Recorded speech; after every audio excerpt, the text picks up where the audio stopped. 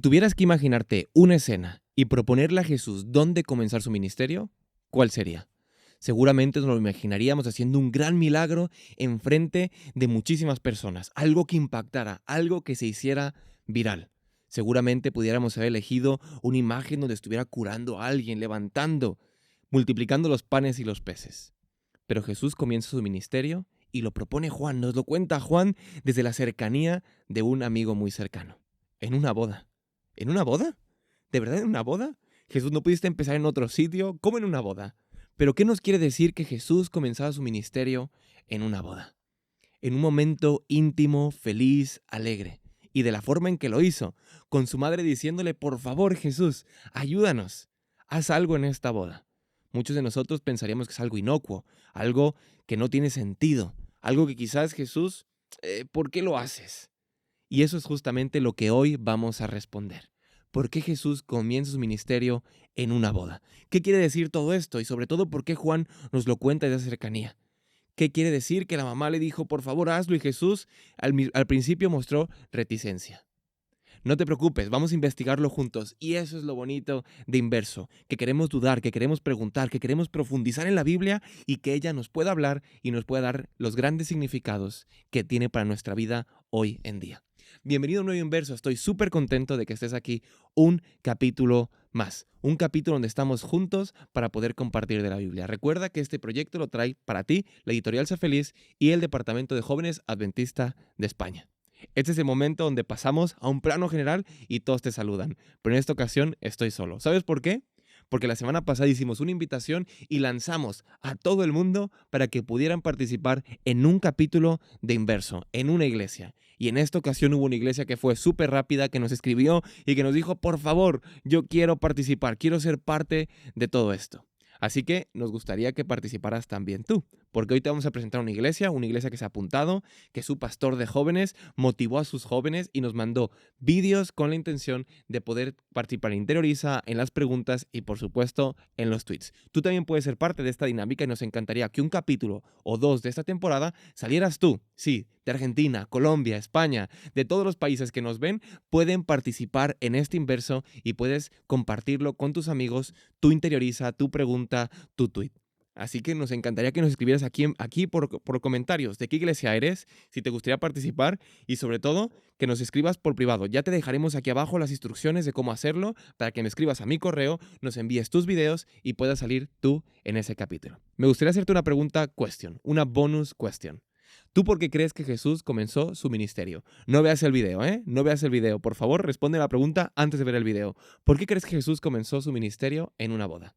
Esa es la pregunta question, la bonus question para ti. Así que, ahora sí, vamos al Interioriza. En esta ocasión lo trae el pastor Diego. Me gustaría que él se presentara, que presentara de dónde viene y sobre todo, qué es lo que hace aquí en España. Tengo el placer de compartir el ministerio con él y sobre todo de ser un compañero y un amigo muy cercano. Así que, Diego, por favor, preséntanos tu Interioriza, cuéntanos qué texto fue y sobre todo, qué subrayaste. Hola, mi nombre es Diego Angulo, soy el actual pastor de las iglesias en A Coruña, Temple y Santiago de Compostela. También soy el coordinador de las actividades para jóvenes, pioneros y exploradores de la zona JAE Noroeste y es un placer estar contigo aquí en Inverso. Y conmigo vas a compartir la parte de Interioriza. De todo el capítulo 2 del Evangelio de Juan, he elegido los versículos que van del 23 al 25 y voy a leer de la versión de la Biblia Nueva Traducción Viviente. Versículo 23. Debido a las señales milagrosas que Jesús hizo en Jerusalén durante la celebración de la Pascua, muchos comenzaron a confiar en él. Versículo 24. Pero Jesús no confiaba en ellos, porque conocía todo acerca de las personas. Versículo 25. No hacía falta que nadie le dijera sobre la naturaleza humana, porque él sabía lo que había en el corazón de cada persona.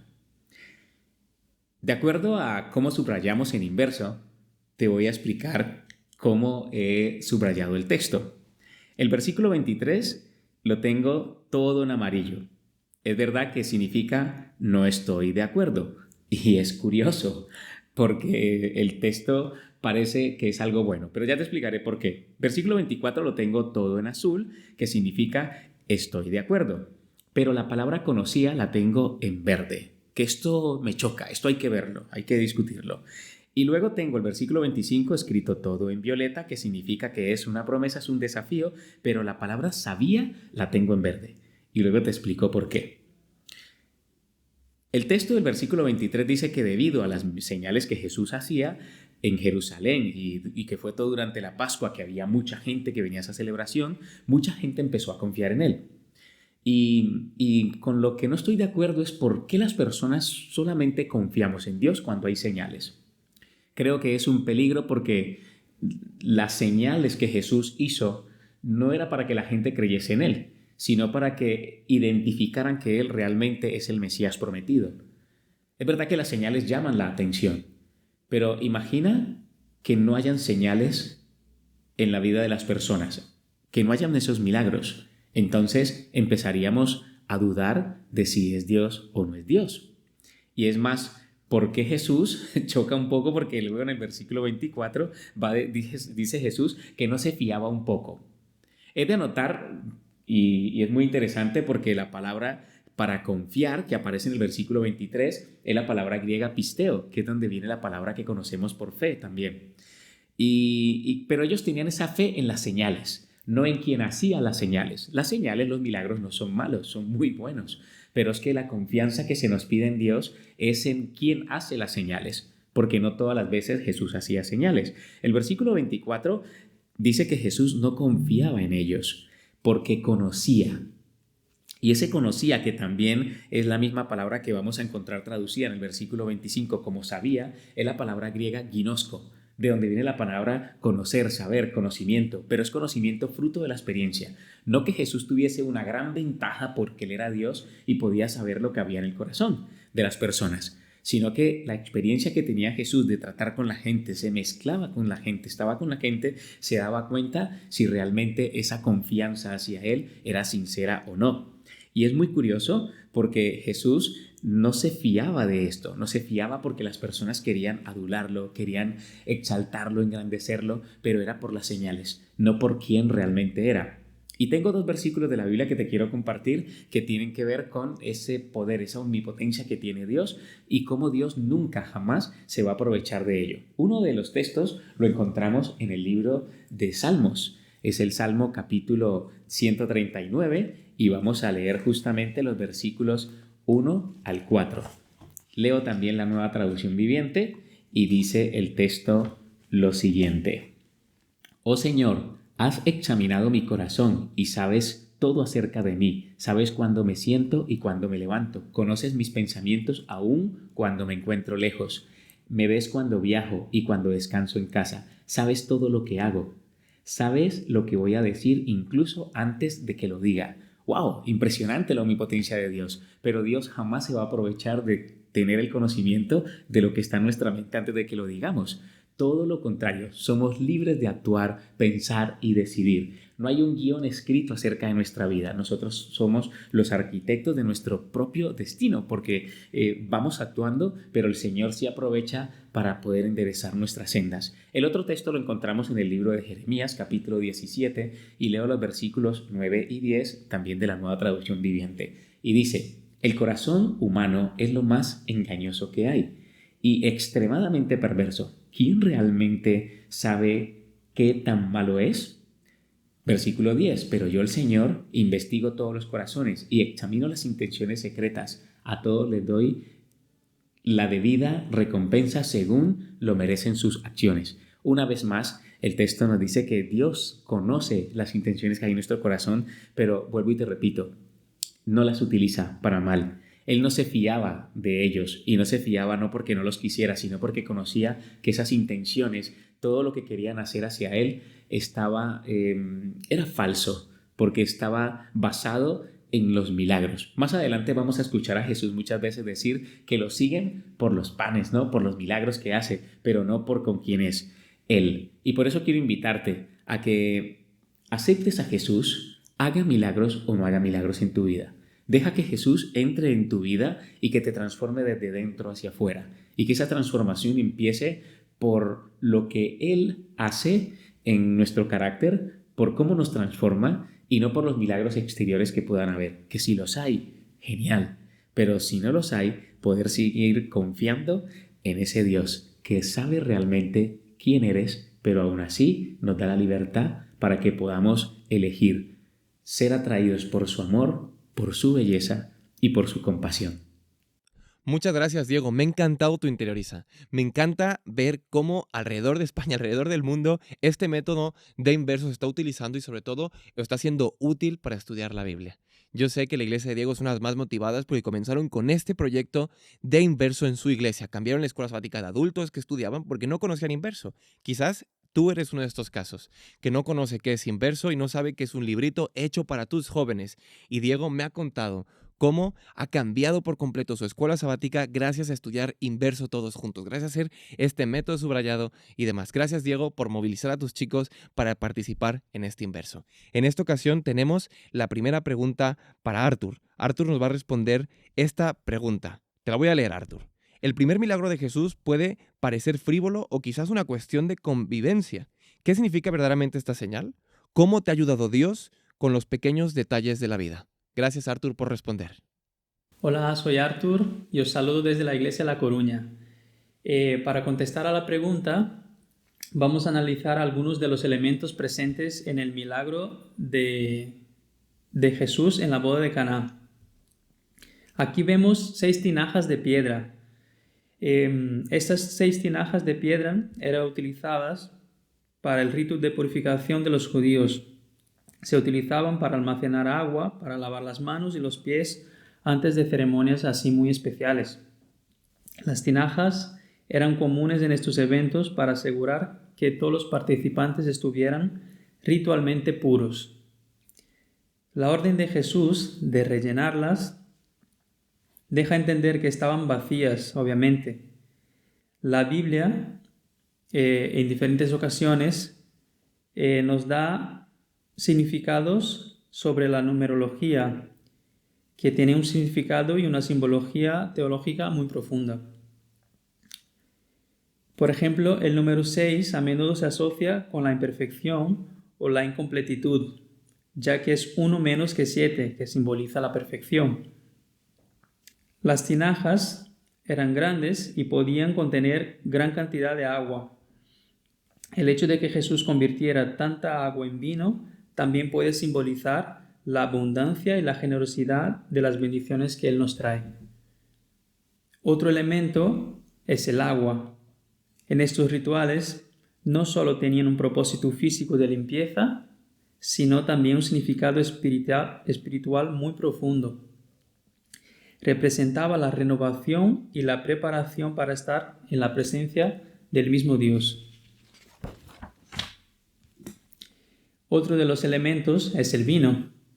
En la Biblia representa la sangre de Jesús, la que derramó en la cruz para la salvación de la humanidad.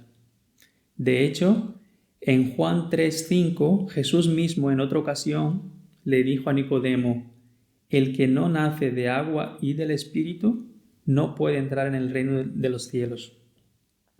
Y en Juan 6:55 y 56, también dijo Jesús: porque mi carne es verdadera comida y mi sangre es verdadera bebida. El que come mi carne y bebe mi sangre permanece en mí y yo en él.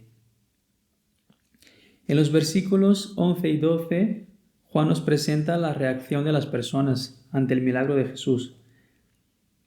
Y aunque el milagro de Jesús en la boda de Caná fue algo así discreto, tuvo una gran repercusión tiempo después. Sus discípulos, su madre y los sirvientes quizás no comprendieron del todo en aquel momento cuál era la profundidad del significado de aquel prodigio. Pero Jesús les estaba presentando su plan a través de un gesto sencillo de cortesía, como fue el de suplir la falta de vino en aquella bonita fiesta. Jesús está presente en los pequeños detalles, pero también los utiliza para cumplir sus grandes propósitos. Así es como el milagro de Jesús, que aparentemente parecía algo frívolo o una cuestión de conveniencia, se revela como una gran manifestación de la gloria de Dios. Esa gloria se manifiesta en la persona de Jesús. Y contestando a la segunda pregunta, veo a Dios en los más pequeños detalles de mi vida, cuando miro hacia el pasado sobre todo, y veo que quería tomar decisiones que no eran las más adecuadas para mí, y me doy cuenta cómo Dios me ha librado de muchos peligros y cómo Dios puede guiarme aún en esas pequeñas decisiones de la vida. Mi deseo es que tú también aprendas a escuchar la voz de Dios y que Él te pueda guiar también en esas pequeñas decisiones de tu día a día. Muchísimas gracias, Arthur. Sin duda alguna, Jesús está preocupado por nosotros y está a nuestro lado en todas las circunstancias. Muchas veces parece que Jesús solo está cuando estamos pasándola mal, pero Jesús también está con nosotros cuando la pasamos bien. Jesús lo que más busca en nuestra vida es que seamos felices. ¿Te has preguntado por qué Dios quiere salvarnos? Sin duda alguna quiere salvarnos porque quiere que estemos a su lado. Pero vamos más profundo. Él quiere salvarnos porque quiere que seamos felices, plenamente felices. Él lo dijo. Yo quiero que tengáis vida y vida en abundancia. Gracias, Arthur, por participar en esta dinámica. Ahora vamos otra vez con Diego, que Diego le ha gustado también responder esta pregunta. Así que, por favor, Diego, respóndenos. ¿Por qué Juan se refiere a los milagros como señales? ¿Por qué no se refiere a ellos como milagros como los demás? ¿Qué nos enseña el relato de la purificación del templo a nosotros hoy? Gracias, Diego. Juan, en su evangelio, hace algo muy diferente que los otros 3 evangelistas, y es que los milagros los llama señales. ¿Pero por qué hace esto? Para los judíos, las señales desde todo el Antiguo Testamento vienen siendo algo muy importante y es una forma muy especial en la cual ellos tienen relación con Dios. Juan va a llamarles señales no por la grandeza o lo maravilloso o espectacular que fuesen los milagros, sino porque en todo el Antiguo Testamento encontramos gran cantidad de profecías a las que llamamos mesiánicas, que daban relatos, los relatos daban evidencia para poder identificar al Mesías.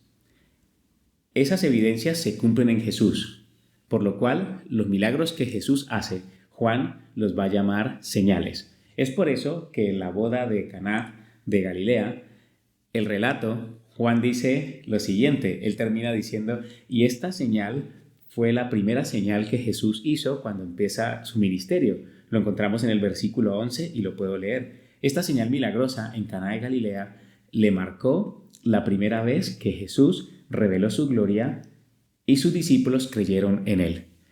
El propósito no era el milagro en sí, sino la señal que daba evidencias para poder identificar de que Jesús era el Mesías. Los judíos chocaban con esta propuesta de Jesús porque ellos esperaban grandes cosas.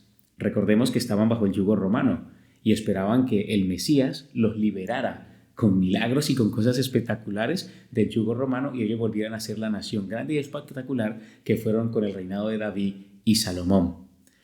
Pero Jesús no solamente hizo esta señal de la boda de Caná, también hizo algo más y fue la purificación del templo. Cuando Jesús purifica el templo, debemos de recordar que el templo era algo muy especial para los judíos, era muy importante, era donde se manifestaba la gloria de Dios, era donde se realizaba el encuentro de Dios con los seres humanos, era donde se realizaba el sacrificio, símbolo del perdón que Jesucristo vendría a dar. Así que para ellos era algo muy especial, pero habían cambiado las cosas. Habían creado la moneda del templo y en el atrio exterior se había creado un lugar donde se vendían los animales que las personas normalmente traían para hacer el sacrificio. Creo que al principio era por facilitarles, porque muchos venían desde muy lejos. El texto dice que se acercaba la fecha de la celebración de la Pascua judía, así que Jesús fue a Jerusalén y vio que toda la zona del templo habían comerciantes que vendían ganado, oveja, palomas para el sacrificio y vio que estaba la mesa de los cambistas, porque incluso se había creado la moneda del templo y se hacía un cambio y todo esto se había convertido en un negocio. Esto es lo que Jesús limpia y purifica. De hecho, la gran controversia es porque Jesús dijo que este templo sería destruido y lo iba a restaurar en 3 días. Se confundieron porque pensaban que era el templo físico. Por eso le dicen, si se han demorado tantos años en levantar este templo, como tú dices que lo vas a restaurar en 3 días. Pero Jesús hablaba de su cuerpo como templo. La invitación para nosotros hoy, que vamos a un templo o le llamamos iglesia, y muchas veces nos preocupamos por ella. Sí, debe de estar bien ordenada, pero Jesús no quiere solamente que te encuentres con Él allí. Él quiere este cuerpo, tu cuerpo. Y por eso quiero invitarte para que Jesús sea lo más grande que haya para tu vida. Que el cuidado de tu cuerpo entero, en todos los aspectos, el bienestar físico, bienestar espiritual, social, mental, esté lleno de Jesús, porque Él quiere habitar en ti, Él quiere morar en ti. Y de esa manera, la señal más grande que pueda haber en tu vida es que Jesús more en ti, que es su templo. Sin duda alguna, entenderlo como una señal, como nos ha contado Diego, es importante para nuestra vida. Porque esos milagros, esas señales que hizo el Señor, esa ruptura de la normalidad de lo que pasaba realmente, eso es lo que Jesús hizo con la intención de mostrarnos que Él quiere algo más para nosotros. Él quiere salvarnos. Es el mayor milagro de nuestra vida, la salvación que puede hacer en nosotros. Así que no te olvides que es importante ver esos pequeños detallitos y cómo el libro de Juan nos ha traído un concepto completamente nuevo para poder ver a Jesús desde un zoom up, desde verlo desde la cercanía, desde un amigo muy cercano y cómo a veces tiene detallitos, palabras que podemos descubrir. Así que gracias, Diego, por ayudarnos con esta pregunta. Ahora terminamos con Verónica. Verónica, por favor, acompáñanos con esta pregunta y respóndenos. ¿Por qué para Juan era tan importante ambos relatos? ¿Qué detalles importantes tienen ambas historias que quizás podemos malentender o no podemos comprender o que durante mucho tiempo se han malentendido? Cuéntanos y descífranos, por favor, qué mensaje tiene para nosotros. Hola chicos, ¿qué tal? Yo soy Verónica y soy de la Iglesia de La Coruña y es un placer poder estar aquí en Inverso con vosotros. Yo hoy os voy a hablar sobre por qué Juan le daba tanta importancia a estos 2 relatos de los que venimos hablando, las bodas de Caná y la purificación del templo. En las bodas de Caná yo he subrayado el versículo 4 y 5 de color rojo porque al principio no lo entendía. Después hablé con el pastor y me lo explicó y entendí lo que quería decir. Porque si nosotros leemos el versículo 4, vemos que dice: ¿qué tiene que ver esto con nosotros, mujer? Aún no ha llegado mi hora. Sabemos el contexto de antes, sabemos que María le dice: no tenemos vino, o sea, no tienen vino, pero a la hora de leer este versículo, si nos quedamos ahí, nosotros podemos entender como que vale, Jesús no va a intervenir, no va a hacer nada. Pero si nosotros seguimos leyendo, el versículo 5 dice: su madre dijo a los que servían: haced todo lo que él os diga. Entonces esto se entiende como que Jesús sí que va a hacer algo. Y como sabemos, Jesús convierte el agua en vino. Entonces yo no tenía muy claro por qué al principio parecía que no, pero después sí. Y lo que me ha explicado Diego y he terminado de entender es que Jesús, desde que estaba en el cielo, antes de que Él viniera a la tierra, ya tenía todo su plan estructurado y sabía que iba a ser perfecto y era perfecto. Y así fue. Pero si nos damos cuenta, María era la única persona que sabía quién era en realidad Jesús, que sabía que Él era el Mesías y cuál era su propósito aquí en la tierra. Nadie más para ese momento lo sabía. Y ella, al ver la necesidad que había, que en ese momento pues sí había una necesidad, se dio cuenta de que Jesús era la persona idónea en ese momento para poder resolverlo. Entonces dijo: vale, pues se lo digo, Jesús, aquí ha llegado su momento y puede empezar como que su ministerio. Pero Jesús le dice: oye, mujer, que no ha llegado mi hora aún. Podemos llegar a pensar que se lo dice de una mala forma, porque si decimos: oye, mujer, en nuestros tiempos podemos pensar que sí, que le falta el respeto, pero en realidad no. En aquel entonces la palabra mujer la utilizaban para referirse a las mujeres pero respetuosamente, como si en la actualidad dijéramos señora o señorita, algo así. Entonces, en aquel entonces era muy común utilizarlo. Entonces, ya María se da cuenta de que Jesús le está diciendo, no, tranquila, aún no es mi momento. Y por eso después, en el versículo 5, dice, haced todo lo que Él os diga, os dejo en manos de Él porque Él es el que sabe. Yo aquí no tengo nada que ver. Él es el Mesías y Él sabe lo que tiene que hacer. Además, otro punto importante es que Jesús no quería manifestarse de forma poderosa, sino lo que Él buscaba era humillarse. Al hacer eso, Él iba a llamar la atención y eso era algo que Él no quería. Y eso fue lo que yo saqué de las bodas de Caná. Además, otro punto también muy importante es que Jesús al final terminó proveyendo el vino y aunque no estaba en sus planes, Él había dicho que no era su momento, terminó proveyendo el vino y además del mejor vino que la gente había probado. Y eso es lo que Él hace en nuestros días, nos provee siempre de lo mejor y cuanto nosotros necesitemos. Siempre de acuerdo a su voluntad, pero siempre lo mejor de lo mejor. En el relato de la purificación del templo, nosotros no sabemos ya la historia, pero a mí me resultó muy interesante del versículo, en realidad del 18 al 22, porque como conocemos la historia, sabemos que había un mercado en el templo y que Jesús se enfadó. Pero los judíos, después de que Jesús destruyera todo, dicen, ya que haces esto, danos una señal. Ellos les piden una señal. Y Jesús se la da, le dice, destruid el templo y yo en 3 días lo levantaré. Y el versículo que viene ahora, que es el 20, lo he subrayado de verde porque me sorprende muchísimo. Me sorprendió que ellos se sorprenden y dicen, nosotros hemos tardado 46 años. ¿Cómo es posible que tú en 3 días lo vayas a levantar otra vez? Pero como sabemos y como viene en el versículo siguiente, Jesús no se refería a construir el templo físicamente de poner piedra sobre piedra. Él se refería al templo, a nuestro cuerpo, a su cuerpo. Y luego el versículo 22 es el que lo he subrayado de azul porque creo que es muy importante y estoy totalmente de acuerdo, porque dice, por tanto, cuando resucitó de entre los muertos, sus discípulos recordaron que había dicho esto y creyeron en la escritura y en la palabra que Jesús había dicho. Me he dado cuenta que los discípulos estaban presentes cuando pasó lo de la purificación del templo, cuando hubo esta conversación entre los judíos y entre Jesús. Ellos escucharon todo lo que Jesús dijo y no fue hasta que Jesús murió, lo sepultaron y resucitó que ellos recordaron qué era lo que Jesús había dicho y dijo, es verdad, pues ahora sí creemos.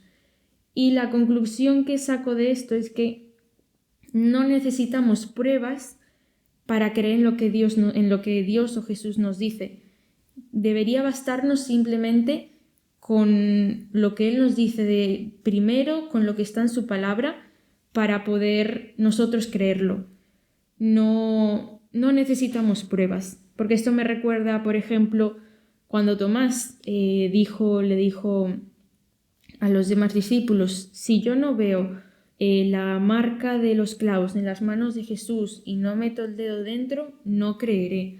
De hecho, se encuentra en Juan 20:25, que dijo, si no veo en sus manos la señal de los clavos y meto mi dedo en el lugar de los clavos y meto mi mano en su costado, no creeré.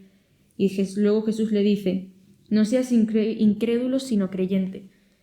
La conclusión que saco es que debemos creer, debemos tener fe en Dios, que debemos fortalecer esa fe leyendo todas las escrituras, toda la Biblia y creyendo, siempre creyendo y teniendo fe en que lo que Dios nos dice es por algo y es lo que Él quiere que nosotros creamos, porque siempre quiere lo mejor para nosotros y siempre nos va a dar lo mejor.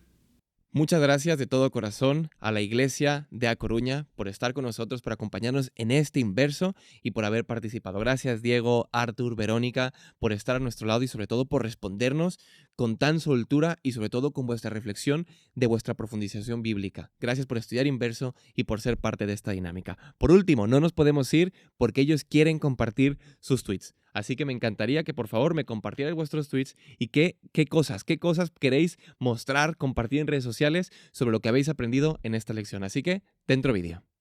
Mi tweet es: Jesús empezó su ministerio con una boda, lo terminó con una cena y prometió celebrar su reencuentro con la humanidad con un gran banquete. ¿Te apuntas? Y este es mi tweet. Invita a Jesús a tu vida, porque tarde o temprano se acabará el vino. Pero si Jesús vino a tu vida, nunca faltará el vino. Mi tweet es: no se trata de ver para creer, sino de creer para ver. Ha sido verdaderamente una pasada poder escucharles. Nos encantan estas dinámicas, nos encanta ver que estáis haciendo Inverso en otras iglesias. ¿Cómo nos encantaría que pudierais mandarnos algún videíto? De hecho, os invito por favor a que yo os dejo mi contacto, ¿vale? Aquí me gustaría que Sara pusiera mi mail, donde podéis enviarme por favor algún videín de haciendo vosotros Inverso en vuestra iglesia. ¿Cómo lo hacéis? ¿Cómo os reunís? ¿Cómo tenéis el librito? ¿Lo subrayáis y demás? Así que un sábado en vuestra iglesia, grabar un videín, compartirlo en redes sociales, en jae_oficial o en las redes sociales de Editorial Sea Feliz, etiquetarnos en Instagram por favor o mandárnoslo por privado, por email, para que nosotros podamos compartirlo y mostrar cómo estudiáis Inverso. Nos encanta que este Inverso se esté moviendo por todo el mundo y sobre todo que este proyecto, la Conferencia General, esté llegando a jóvenes y pioneros como tú. Gracias por acompañarnos en un video más. Recuerda que tú también puedes ser de estas iglesias que participe con nosotros en un capítulo. Recuerda que la próxima semana nos vemos ya con el equipo. Aquí estará el nuevo equipo de Inverso que nos acompañará durante las siguientes 13 lecciones. Yo sé que te va a encantar. Esta escuela sabática de verdad que me está gustando muchísimo y yo sé que puede cambiar tu vida porque vas a conocer al verdadero protagonista de esta historia, a Jesús. No te olvides que nos vemos sábado con sábado a las 4 de la tarde, hora España.